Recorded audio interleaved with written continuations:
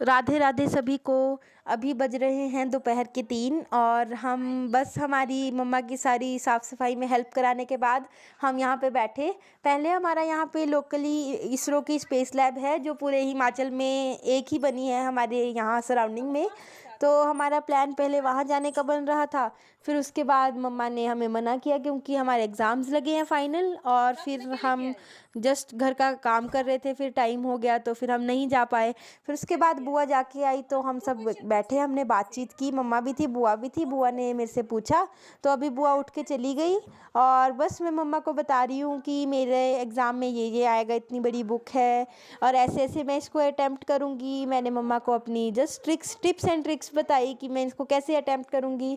और बस ये अभी साधु आई, ये पानी लेके आई थी तो फिर ये बहुत शो ऑफ़ कर रही थी अपना वो मग दिखा के, सिपर दिखा के। फिर मम्मा ने इससे पूछा कि ये कहाँ गई थी, तो इसने बोला कि ये जस्ट यहाँ वहाँ घूम रही थी, इसको कोई टेंशन नहीं है कि इसका कल एग्ज़ाम है फाइनल। तो बस अभी ये मेरे पास आई और मैं इससे पूछ रही थी, इसने मुझे बोला कि कल मेरा एग्ज़ाम है, आप मेरे से कोई क्वेश्चंस पूछोगे। फिर मैंने इससे क्वेश्चंस पूछे और बस अभी मैं इससे क्वेश्चंस ही पूछ रही हूँ, इसको थोड़े गाइडलाइंस दे रही हूँ इसके एग्ज़ाम के लिए कि ये कैसे कैसे क्वेश्चंस अटैम्प्ट करती है। लाइक आजकल बच्चों को एजर्शन रीज़न अटैम्प्ट करने में बहुत ज़्यादा दिक्कत आती है। तो बस मैंने इसको बताया कि जब आप एजर्शन रीज़न अटैम्प्ट करते हो तो बस उसका जो एजर्शन है उसको जैसे माइंड में रख के उसके साथ बिकॉज़ ऐड करें, फिर रीज़न को बोले। फिर जब हम इन दोनों को बिकॉज़ ऐड करके बोलते हैं तो हमारा जो माइंड है वो एकदम से स्ट्राइक करता है कि ये इसकी एक्सप्लेनेशन हो सकती है या नहीं, या फिर ये इसके साथ करेक्ट मैच है भी या नहीं। तो जब हम इसका मैच देख लेते हैं कि ये मैच हो रही है, उसके बाद हम गेस करते हैं कि इसका आंसर क्या होगा। तो राइट एंड रॉन्ग का तो हमें खुद ही पता करना पड़ता है कि राइट है स्टेटमेंट या रॉन्ग है। लेकिन अगर आपके पास राइट रॉन्ग आपको पता है कि स्टेटमेंट राइट है तो इसका हम रीज़न ऐसे पता कर सकते हैं कि हम इसमें बिकॉज़ ऐड करें। तो अभी साधु अपनी बुक लेके मेरे पास आई और बोल रही है कि मेरे से क्वेश्चंस पूछो, तो मैंने इससे क्वेश्चंस पूछे और इसने अपनी राइटिंग में इतनी ज़्यादा स्पेलिंग मिस्टेक्स की हैं कि जस्ट मैं क्या बताऊँ, सारी राइटिंग में इतनी स्पेलिंग मिस्टेक्स हैं। तो बस फिर मैंने इससे क्वेश्चंस पूछे, अभी ये आंसर कर रही है मेरे क्वेश्चंस का जो मैंने इससे पूछे। उसके बाद अब मेरा भी एग्ज़ाम है 12 को, फाइनल बोर्ड एग्ज़ाम। तो बस मैं अभी अपनी प्रिपरेशन कर रही हूँ और मैंने इसके साथ ज़्यादा टाइम नहीं लिया, 2-3 क्वेश्चंस पूछ लिए इससे, ताकि इसका भी वो मन हो जाए और मेरा भी हो जाए। तो बस फिर मम्मा ने हमें बोला कि बस अपना अपना करो, अब डिस्कशन बहुत हो गई। तो अब मम्मा भी उठ के चली गई, फिर बस बुआ भी चली गई, मम्मा भी चली गई। अब हमारा सबका ध्यान अपने अपने में ही है। पापा इस टाइम दिन में आते नहीं हैं घर, पापा तो अपने काम में बिज़ी होते हैं और मैं और साधु ही होते हैं घर में। तो हमें मम्मा होती है, तो मम्मा घर में होती है तो फिर मम्मा हमें डिस्कस करती है हमारे साथ। बस अभी देखो बुआ बाहर गई, बाहर से इधर को जा रही है और मैं साधु से क्वेश्चंस पूछ रही हूँ बस। फिर उसके बाद आज हमें शादी भी है, पर हमारा प्लान कुछ थोड़ा डबल माइंडेड सा हो रहा है कि क्या हमें वहाँ जाएं कि नहीं, क्योंकि वो शादी है रात को और कल साधना का फाइनल एग्ज़ाम है। तो फिर मम्मा पापा तो बोल रहे हैं जाने के लिए, फिर हम मना कर रहे हैं कि हम रहने देते हैं। तो मम्मा पापा ने बोला तुम्हारे बिना कैसे जाएंगे, क्योंकि अब एग्ज़ाम्स ज़्यादा इम्पॉर्टेंट होते हैं। शादियाँ तो चलती रहती हैं, बीच बीच में शादियाँ भी अटेंड करनी चाहिए, पर अब एग्ज़ाम्स को ज़्यादा प्रायोरिटी देनी चाहिए हमें।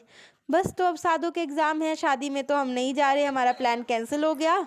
पापा ने मना किया, पापा ने बोला तुम्हारे एग्ज़ाम्स है, अब तुम घर में बैठ के पढ़ो। शादी is not more important, studies हमारी ज़्यादा इम्पॉर्टेंट होती है, तो हमें स्टडीज़ पर ध्यान देना चाहिए। साधु को अब आंसर देने से ज़्यादा इसको इतनी प्यास लग रही है, जब इससे क्वेश्चंस पूछे तो ये पानी ही पानी, बस बीच में इसको पानी ही पानी चाहिए। ये एकदम मतलब कभी कभी तो ऐसा लगता है कि ये इसका पुनर्जन्म हुआ है और ये पिछले जन्म में मछली थी जो पानी में ही रहती थी, अब ये पानी ही पिए जा रही है। फिर इसने मेरे को परेशान करके रखा। अब मैंने इसको बोला कि तू अपनी बुक उठा के चली जा और मेरे को परेशान मत कर, अब मेरा ही फाइनल एग्ज़ाम है तो मेरे को भी तो प्रिपरेशन करनी है, मैं इसी के साथ थोड़ा टाइम स्पेंड कर लूँगी सारा। तो मैं एग्ज़ाम में क्या लिखूँगी, फिर इसके साइंस का लिखूँगी जो मेरा फिज़िकल एजुकेशन का एग्ज़ाम है। तो बस फिर उसके बाद अब साधु ने मुझे परेशान करके रख दिया। मैं बोल रही हूँ चली जा, बस हो गया। इसने मेरे को बिल्कुल एकदम से भाई मेरा सारा दिमाग ख़राब करके रख दिया है। बस अभी मैं इसको बोल रही हूँ कि वार्निंग है, लास्ट वार्निंग, अभी तू यहाँ बैठी तो बस अब जा। मुझे लग रहा है सारी दुनिया की छोटी बहनें ऐसी होती हैं, इसको मैं इतनी देर से भेज रही हूँ कि चली जा चली जा चली जा, ये जा ही नहीं रही है।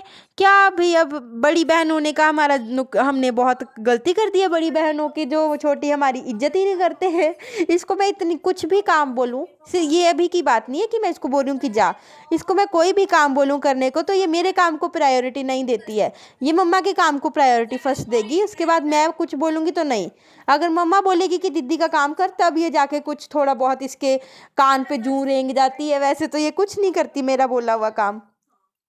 अभी भी देखो, बस इसको बस मेरे साथ वो बहस ही करनी है, ये बस मेरे साथ बहस ही करेगी। कभी भी ऐसा नहीं हुआ आज तक, पूरी मैं 18 ईयर्स की हो जाऊंगी अब, ऐसा कभी भी नहीं हुआ कि मैंने इसको एक बार काम बोला और इसने किया हुआ। इसने मेरा माइंड तो पूरी तरह से फ्रस्ट्रेट कर दिया है। इसको इतनी बार भेजा तो अब ये फिर से एक क्वेश्चन लेके आ गई कि अब मेरे से ये क्वेश्चन पूछो। यार भाई, अब किसी चीज़ की हद होती है, इतना भी क्या कि दूसरे बंदे को परेशान ही कर देना। इतनी देर से इससे क्वेश्चन ही क्वेश्चन, क्वेश्चन ही क्वेश्चन। अब मैं इसके सामने शो भी नहीं कर रही कि मेरे सर में दर्द लग गई है, उठ जा उठ जा उठ जा, 15 बार इसको बोल दिया। तो मतलब यार, एक समझदार को इशारा ही काफ़ी होता है। अब ये तो समझदार है नहीं। क्या अभी सारी बहनें इसी तरह की होती हैं? देखो, ये इतना इजी क्वेश्चन जो मेरे से पूछ रही है कि पेपर में जो आते हैं ना क्वेश्चंस में, करेक्ट द स्टेटमेंट, तो वहाँ पे रॉन्ग स्टेटमेंट दी होती है और हमें उसको करेक्ट करके लिखना होता है कि इसमें रॉन्ग क्या है, उसको करेक्ट करके लिखना होता है।